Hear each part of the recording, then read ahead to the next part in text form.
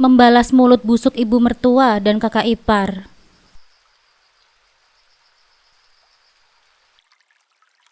Assalamualaikum sahabat Bunda. Semoga Allah selalu memberikan kesehatan dan kebahagiaan untuk kita semua. Buat sahabat Bunda yang sudah subscribe, semoga rezekinya dilancarkan ya. Amin ya robbal alamin.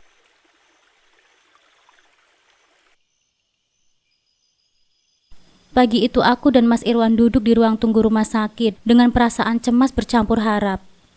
Setelah berbagai doa dan usaha selama 3 tahun, akhirnya kami memutuskan untuk menjalani pemeriksaan lebih lanjut. Hanya kami berdua yang tahu betapa besar keinginan kami untuk memiliki anak. Meskipun di luar sana tak sedikit orang yang seakan meragukan harapan kami. Beberapa menit kemudian, nama kami dipanggil oleh perawat untuk masuk ke ruang dokter. Di sana dokter menyambut kami dengan senyum ramah, berusaha menenangkan kecemasan yang mungkin terpancar di wajah kami. Bu Salma, Pak Irwan, dari hasil pemeriksaan kami, sampai saat ini tidak ditemukan masalah di rahim Ibu Salma, dan kondisi sperma Pak Irwan juga sangat baik, kata dokter dengan suara tenang. Mendengar kata-kata itu, aku langsung merasa ada kelegaan yang menyusup di dalam dadaku. Namun perasaan lega itu tidak sepenuhnya menghapus tanda tanya besar yang masih mengganjal. Tapi kenapa ya dok? Sampai sekarang istri saya belum juga hamil? Tanya Mas Irwan dengan nada cemas. Tak dapat menyembunyikan keinginannya untuk mendengar jawaban yang pasti. Dokter tersenyum tipis, menatap kami dengan mata yang penuh pengertian. Bapak dan Ibu, ada beberapa hal yang terkadang sulit dijelaskan dengan sains dan pemeriksaan medis. Bisa jadi memang ini masih dalam proses, atau mungkin ada faktor-faktor yang belum kita ketahui. Secara umum, kesuburan seseorang bisa dipengaruhi oleh banyak hal yang tidak selalu nampak jelas dalam hasil tes medis. Seperti tingkat stres, kondisi emosional, atau bahkan faktor lingkungan. Jelas dokter dengan lembut, seakan berusaha mengurangi kegelisahan kami. Jadi artinya kami sehat secara medis ya dok, tapi kata-kataku menggantung. Mencari kata yang tepat untuk melanjutkan kalimat itu. Iya Ibu Salma, secara medis, saya tidak melihat ada kendala bagi ibu atau bapak untuk memiliki anak. Tapi mungkin saja masih ada waktu yang diperlukan bagi tubuh untuk benar-benar siap. Dokter menanggapi. Jadi mungkin kami perlu bersabar lagi ya dok. Mas Irwan menimpali. Suaranya terdengar lebih tegar. Meskipun di dalam hati aku tahu ia merasakan hal yang sama denganku. Kecewa dan bingung.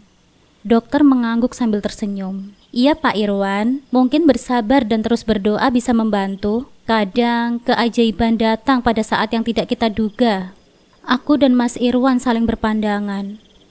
Kata-kata dokter seolah menjadi setetes embun yang mendinginkan hati kami. Meskipun belum mampu menghapus sepenuhnya kerinduan kami yang mendalam untuk menjadi orang tua. Setelah konsultasi selesai, kami berdua berpamitan kepada dokter dan berjalan keluar dari ruangan itu. Saat itu meskipun hasil pemeriksaan memberikan sedikit ketenangan, tetapi ada bayangan kegelisahan yang terus menyelimuti pikiran kami. Perasaan ini seperti menyadari bahwa meski kami sehat, masih ada hal-hal di luar kendali yang mungkin harus kami hadapi. Dengan motor yang sederhana, kami berdua menempuh perjalanan pulang. Angin berhembus menerpa wajahku, membawa serta rasa campur aduk antara kelegaan dan kebingungan. Mas Irwan tetap menggenggam tanganku dengan erat, memberikan isyarat bahwa apapun yang akan terjadi, dia akan selalu ada di sampingku. Mas, kita nggak apa-apa kan? Tanyaku dengan pelan di tengah perjalanan. Suaraku hampir tenggelam oleh hembusan angin. Mas Irwan menoleh sebentar dan tersenyum. Kita pasti baik-baik saja sayang. Mungkin ini hanya soal waktu. Allah tahu yang terbaik untuk kita, katanya penuh keyakinan. Mendengar keyakinannya, aku merasa sedikit lebih tenang. Aku tahu Mas Irwan juga merasakan keinginan yang sama besar untuk menjadi seorang ayah. Tetapi ia selalu berusaha menjadi tameng bagi kami berdua, menahan setiap emosi dan tekanan yang mungkin seharusnya ia bagi denganku. Sesampainya di rumah, kami duduk di ruang tamu. Keheningan menyelimuti ruangan itu. Aku meletakkan kepalaku di bahu Mas Irwan, merasakan detak jantungnya yang stabil. Aku bisa merasakan cinta dan dukungan yang dia berikan. Meski di dalam hatiku, aku tahu ia pasti merasakan perasaan yang sama. Cinta yang dalam tapi teruji oleh waktu dan harapan yang belum terpenuhi. Setelah beberapa saat, Mas Irwan berbicara pelan.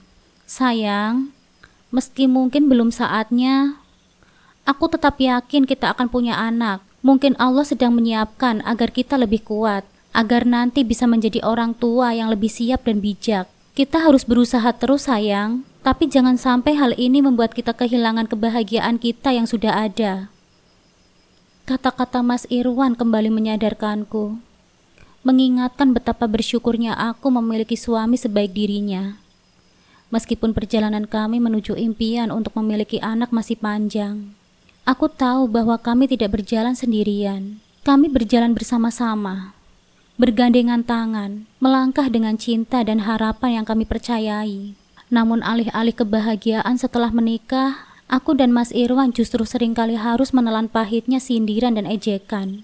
Terutama dari Bu Ningsih, ibu Mas Irwan, dan Mbak Desi, kakak perempuan Mas Irwan, yang seakan tak pernah bosan mencampuri urusan keluarga kami. Mereka berdua selalu hadir dengan pandangan yang penuh kritik, seakan mencari celah dari setiap keputusan yang kami buat. Sejak awal, aku dan Mas Irwan sudah bersepakat untuk membeli rumah sendiri, berharap bisa hidup lebih mandiri dan jauh dari intervensi keluarga Mas Irwan khususnya. Namun sayangnya, keputusan itu tak serta-merta membuat kami lepas dari pengaruh Bu Ningsih dan Mbak Desi. Meski tinggal di rumah kami sendiri, mereka masih sering datang dan mengatur segala sesuatunya, seakan rumah kami adalah milik mereka. Bahkan ketika mereka berkunjung, aku sering merasa seperti seorang pembantu yang harus melayani mereka. Alih-alih menjadi tuan rumah di rumahku sendiri, ada saja yang mereka kritik. Mulai dari membersihkan rumah yang katanya berantakan, makanan yang selalu mereka bilang tidak enak, hingga cara kami mengatur perabotan rumah. Semuanya jadi bahan sindiran mereka. Aku seringkali hanya bisa terdiam, menahan rasa tidak nyaman di dalam hatiku. Bagi mereka, tak ada satupun yang aku lakukan bisa dianggap benar atau memuaskan. Sudah hampir 2 tahun sejak kami menikah, namun hubungan kami dengan keluarga Mas Irwan tak kunjung membaik. Bahkan saat aku dan Mas Irwan memutuskan untuk tidak ikut campur dalam urusan keluarga besar, mereka tetap datang ke rumah kami tanpa memberitahu kami sebelumnya. Ditambah lagi setiap mereka datang ke rumah selalu membawa sikap menghakimi yang menyakiti hati. Bu Ningsih dan Mbak Desi seolah tidak mengerti batasan. Aku yang semula berharap memiliki keluarga baru yang bisa menerimaku dengan hangat, malah harus menghadapi tekanan dari 2 orang yang begitu berjarak dan penuh ekspektasi. Selain masalah kunjungan tak diundang dan intervensi mereka, yang lebih menyakitkan adalah ketika mereka mulai menyinggung soal kehamilan.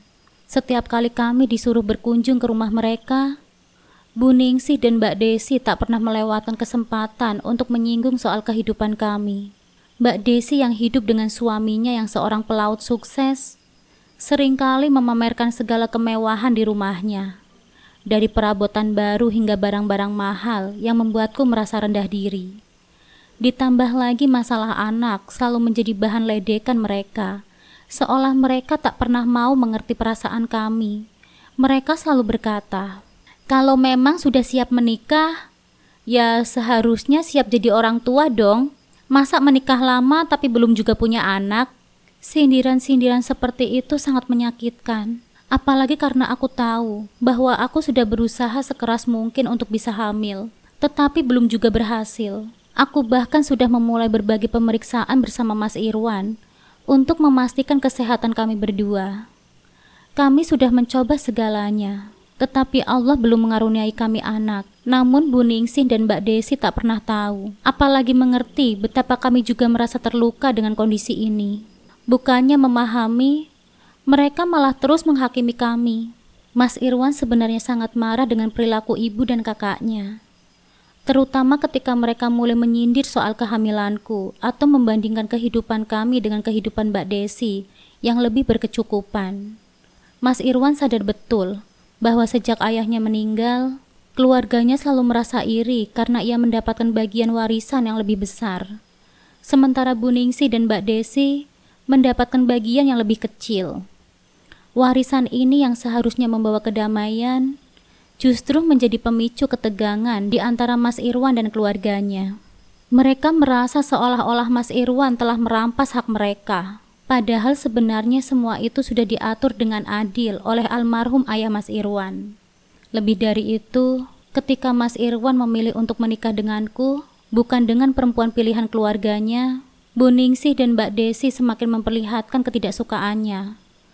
Aku tahu bahwa mereka memiliki harapan besar agar Mas Irwan menikahi seseorang dari kalangan yang lebih mapan dan sesuai dengan keinginan mereka, bukan hanya seorang gadis biasa sepertiku. Mas Irwan menolak pilihan mereka karena ingin memilih pendamping hidup sendiri, seseorang yang membuatnya nyaman dan bahagia. Meskipun konsekuensinya adalah harus menerima sikap dingin dari ibu dan kakaknya, Mas Irwan marah dan seringkali mengungkapkan ketidaknyamanannya kepadaku. Ia tetap memilih bertahan. Dia sadar bahwa bagaimanapun juga Bu Ningsih adalah ibunya dan Mbak Desi adalah kakaknya. Tak peduli bagaimana sikap mereka, ia selalu berusaha untuk mengingat kembali kebaikan-kebaikan yang pernah diberikan keluarganya. Baginya, keluargalah yang telah membesarkan dan membentuknya hingga ia menjadi seperti sekarang. Maka dari itu, Mas Irwan selalu berusaha mengingatkan diriku untuk bersabar. Namun sabar saja kadang tak cukup. Ada saat-saat di mana aku merasa lelah dengan perlakuan mereka. Merasa tak dihargai di rumahku sendiri. Merasa kecil di hadapan Bu Ningsih dan Mbak Desi yang selalu merendahkanku. Terkadang aku bertanya-tanya, sampai kapan kami harus bertahan dalam situasi seperti ini? Sampai kapan aku harus terus membiarkan mereka masuk dan mengatur kehidupan kami? Seolah-olah kami tak punya hak atas kebahagiaan kami sendiri.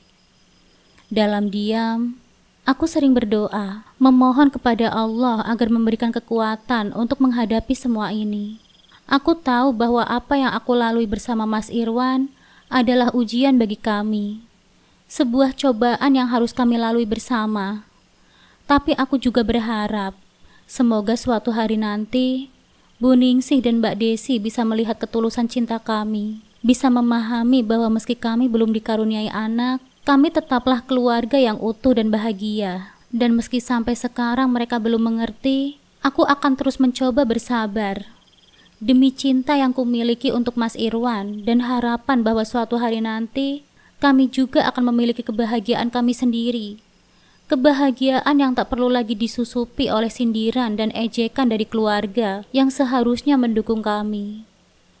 Meskipun Bu Ningsih dan Mbak Desi seringkali meremehkan dan menganggap kami rendah, ironisnya kehidupan mereka sendiri sebenarnya sangat bergantung pada suami Mbak Desi yang bekerja sebagai pelaut di kapal pesiar. Suami Mbak Desi memang sering mengirimkan uang dalam jumlah yang sangat besar dari pekerjaannya di luar negeri, membuat mereka hidup dalam kecukupan. Terlebih materi itu nampaknya menjadi alasan mereka merasa bisa bersikap sombong dan memandang orang lain, termasuk aku dan Mas Irwan dengan sebelah mata. Bu Ningsih sebagai seorang ibu sangat menyayangi Mbak Desi. Setelah almarhum ayah Mas Irwan meninggal, Bu Ningsih yang mengasuh dan merawat Mbak Desi dengan sepenuh hati. Kelekatan ini membuat Mbak Desi seolah menjadi anak emas yang tak pernah dianggap salah. Apapun yang Mbak Desi katakan atau lakukan seolah semuanya benar. Sementara aku dan Mas Irwan selalu menjadi sasaran kritikan mereka. Aku merasakan kehadiranku seolah menambah jurang perbedaan di antara kami. Walaupun mereka sering memperlakukan kami dengan kasar, kami tetap berusaha bersikap baik. Aku dan Mas Irwan kerap membawa oleh-oleh untuk Naomi, putri Mbak Desi. Aku ingin Naomi merasakan kasih sayang paman dan bibinya. Meski mungkin ibunya tidak pernah menghargai usaha kami. Kami ingin menunjukkan bahwa kami datang bukan hanya sebagai tamu, tetapi juga sebagian dari keluarga yang tulus menyayangi mereka. Namun sayangnya kebaikan kami nampaknya tak pernah cukup. Bu Ningsih dan Mbak Desi terus saja membenci kami dan menghina kami. Seolah apa yang kami lakukan selalu salah di mata mereka. Mereka tak pernah melewatkan kesempatan untuk membanding-bandingkan hidup kami dengan kehidupan mewah Mbak Desi.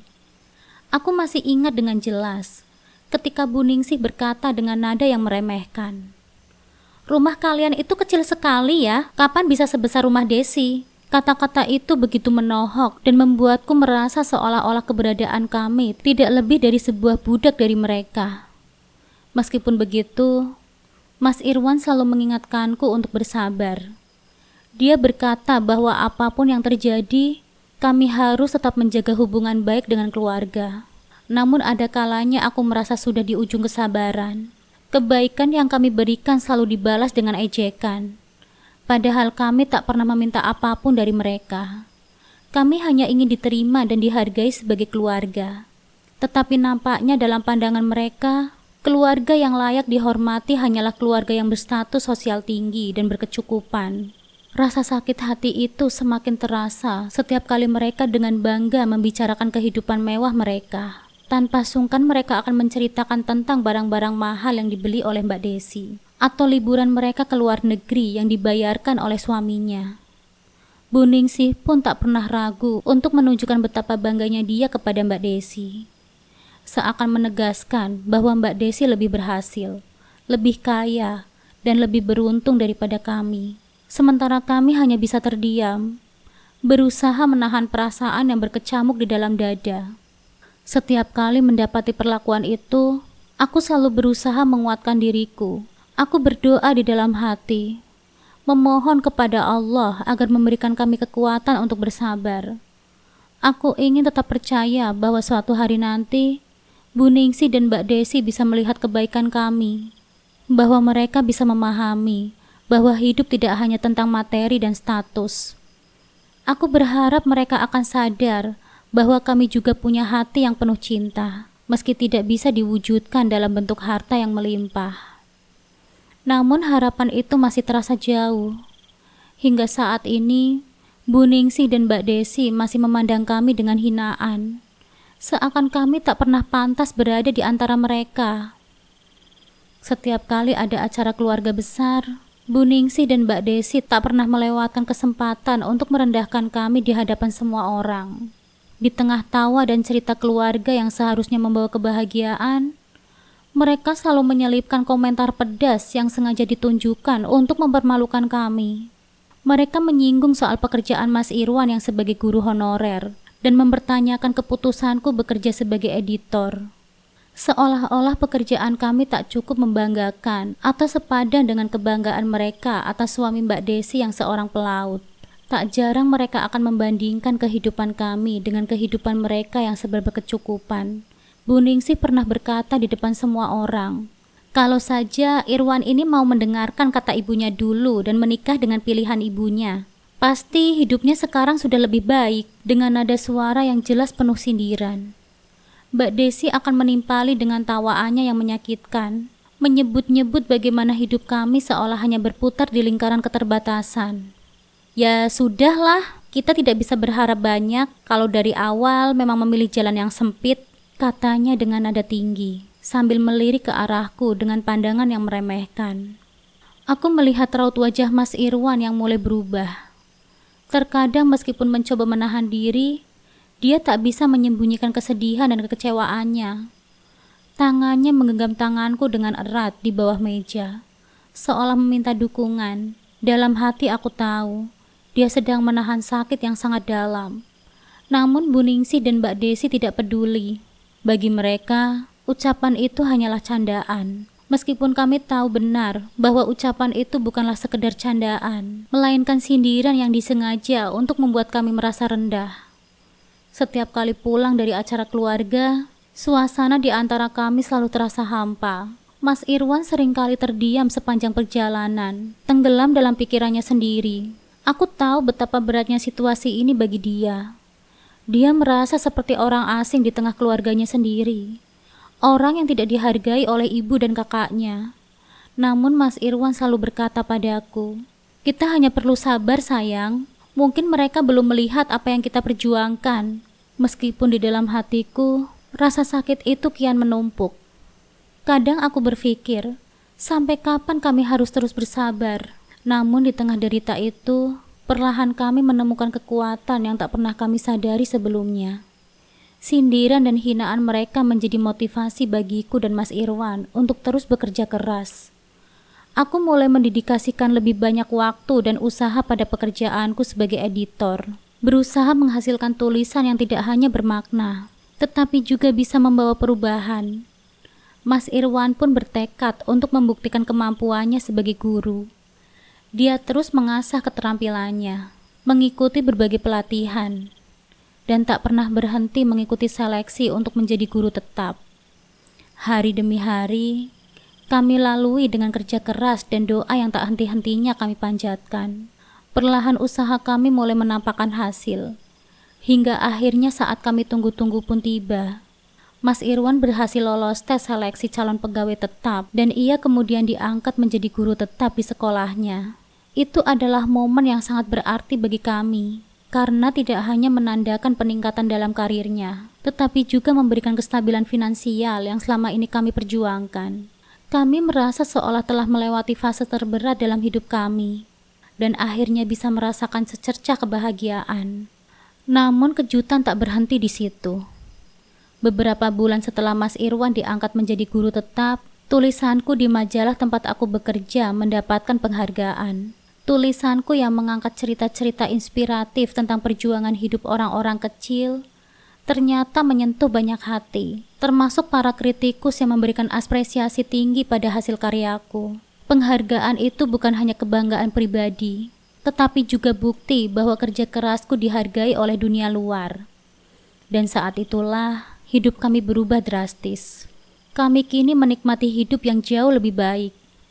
Gaji tetap Mas Irwan sebagai guru memungkinkan kami hidup lebih layak. Bahkan sedikit demi sedikit kami bisa menabung untuk masa depan. Penghargaanku sebagai penulis membawaku pada kesempatan-kesempatan baru, termasuk proyek-proyek besar yang menawarkan pendapatan lebih tinggi. Kami bisa membeli rumah yang lebih besar, bahkan memiliki kendaraan yang lebih layak. Rasanya seperti mimpi yang menjadi kenyataan. Kabar kesuksesan kami ternyata menyebar ke telinga keluarga besar. Ketika acara keluarga berikutnya tiba, reaksi mereka benar-benar berubah. Bu Ningsih yang biasanya acuh kini mulai memperlihatkan perhatiannya dan bahkan mulai berbicara lebih lembut kepada kami. Mbak Desi yang selalu menatapku dengan sinis kini seakan kesulitan menemukan bahan untuk diejek. Aku bisa merasakan perbedaan besar dalam cara mereka memperlakukan kami. Sindiran-sindiran yang biasa mereka lontarkan mendadak menghilang, digantikan dengan basa-basi yang terdengar canggung. Mereka mulai bertanya tentang pekerjaanku dengan rasa ingin tahu. Meskipun aku tahu mereka mungkin merasa tidak nyaman dengan perubahan ini. Namun anehnya, saat itu aku tidak merasakan kepuasan yang biasanya muncul ketika seseorang berhasil membuktikan dirinya. Aku merasa seolah-olah perjalanan panjang ini telah mengajarkanku sesuatu yang lebih dalam. Kesuksesan ini bukan hanya tentang materi atau penghargaan yang kami raih, tetapi tentang nilai dari kerja keras dan keteguhan hati. Kami berhasil melewati masa-masa sulit tanpa kehilangan prinsip dan kepercayaan diri. Aku dan Mas Irwan tidak lagi merasa kecil di hadapan mereka. Kami tahu bahwa harga diri tidak diukur dari berapa banyak harta yang dimiliki, tetapi dari bagaimana kita menghadapi rintangan dengan kepala tegak dan hati yang ikhlas. Di tengah segala ejekan dan hinaan, kami memutuskan untuk memberanikan diri untuk terus melangkah. Dan saat ini kami berdiri di sini bukan untuk membalas dendam atau menunjukkan bahwa kami lebih baik, tetapi untuk merayakan pencapaian kami dengan rendah hati. Sejak saat itu, kami semakin percaya bahwa hinaan dan ejekan mereka yang dulu terasa menyakitkan, kini justru menjadi anugerah yang tersembunyi yang memotivasi kami. Kami sadar, kadang hidup mengajarkan kita dengan cara yang tak terduga. Melalui tangan-tangan yang menolak dan suara-suara yang merendahkan, kami telah belajar bahwa selama kita tidak menyerah, selama kita tetap berusaha, doa kita pasti akan didengar. Dan yang terpenting, kita akan sampai pada saat di mana kita bisa berdiri dengan bangga, tanpa rasa dendam, hanya dengan rasa syukur. Keajaiban terus hadir dalam hidup kami dengan cara yang begitu luar biasa.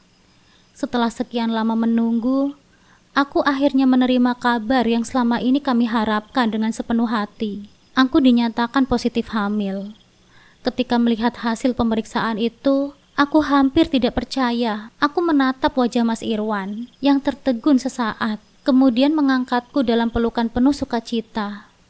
Air mata kebahagiaan membasahi pipiku, dan aku merasakan segala doa, kesabaran, serta kerja keras kami akhirnya terbayar. Bagi kami, ini adalah anugerah terbesar, sebuah jawaban yang selama ini kami tunggu-tunggu. Namun di tengah kebahagiaan itu, nasib membawa cerita berbeda untuk Mbak Desi dan Bu Ningsih. Tak disangka suami Mbak Desi, yang selama ini mereka banggakan karena pekerjaannya sebagai pelaut dengan penghasilan yang besar, terlibat dalam kasus peredaran narkoba dalam jumlah yang sangat besar. Berita itu menghebohkan seluruh keluarga dan bahkan masyarakat sekitar. Mas Irwan mendapat kabar dari salah satu kerabat yang mengabari bahwa suami Mbak Desi tertangkap dalam sebuah operasi besar kepolisian, dan bukti-bukti yang ditemukan benar-benar memberatkannya. Tak lama kemudian, kasus ini menjadi sorotan media, mengungkapkan betapa dalam suaminya terjerat dalam dunia hitam tersebut. Keluarga Mbak Desi langsung terguncang. Rumah mereka yang selama ini megah dan penuh dengan kemewahan mendadak terasa kosong dan suram. Mereka berusaha melakukan segala cara untuk membebaskannya dari jeratan hukum. Uang tabungan yang selama ini mereka kumpulkan, serta rumah dan mobil yang menjadi kebanggaan mereka, kini dijual satu persatu demi menyewa pengacara mahal.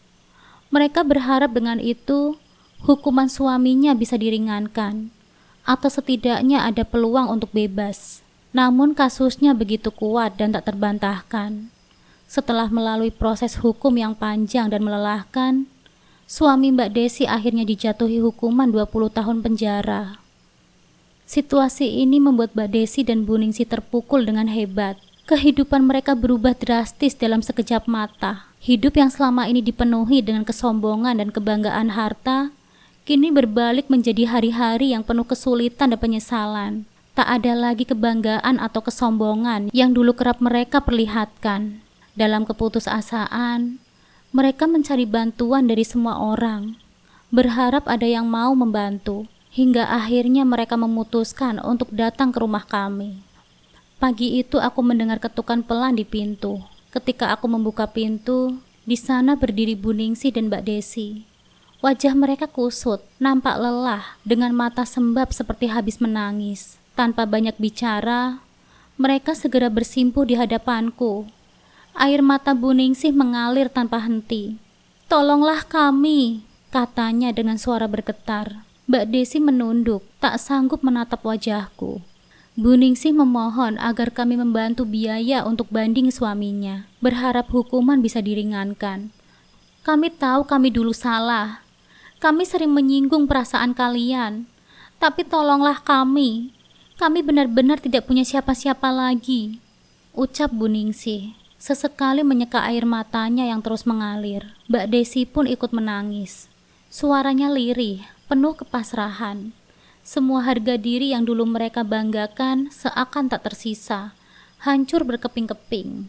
Namun meski hati ini sesaat tersentuh melihat mereka dalam kondisi seperti itu, aku dan Mas Irwan tetap mempertahankan keputusan kami.